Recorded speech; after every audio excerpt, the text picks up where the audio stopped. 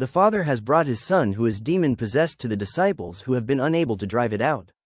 At this moment, all the Father knows is the torment, the heartache and the pain this demon has caused to his Son, to himself, to the family and probably to the community. Relief is not guaranteed, and frankly, from this Father's interactions with the disciples, this Father is not sure what to believe when along comes Jesus. Yet, so many people find themselves in this space.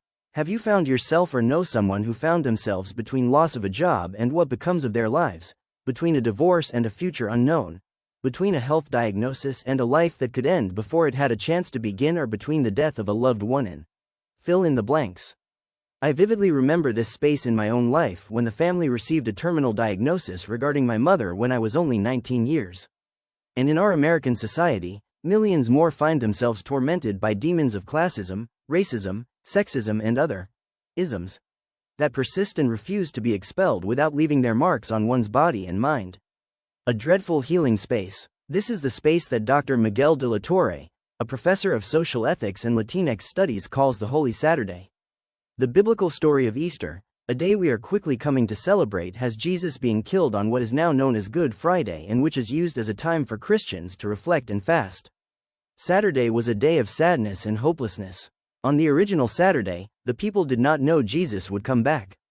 For so many of the world's disenfranchised, Dr. de la Torre notes in his book, Embracing Hopelessness, that the disenfranchised occupy the space of Holy Saturday, the day after Good Friday's crucifixion and the not yet Easter Sunday of resurrection. A space where the faint anticipation of Sunday's good news is easily drowned out by the reality and consequences of Friday's violence and brutality, and a space where hopelessness can easily become a most welcome companion.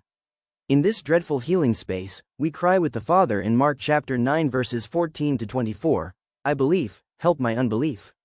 The miracle in the story of death and resurrection of Jesus Christ is God's demonstration of solidarity with the crucified of this world, those disenfranchised who bear sometimes in their bodies and minds the marks of various forms of oppression and injustices.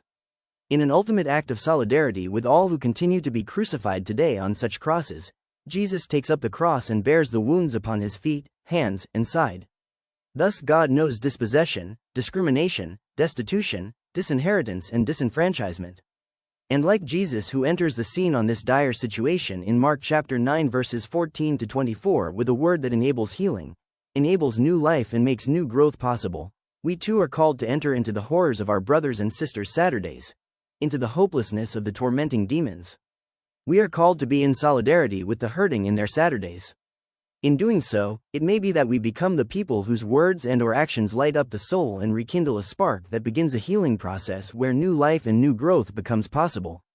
We join in solidarity with the disenfranchised of the world, not because we are guaranteed victory, but because in doing that it defines our humanity and defines the very faith in God that we as a church proclaim.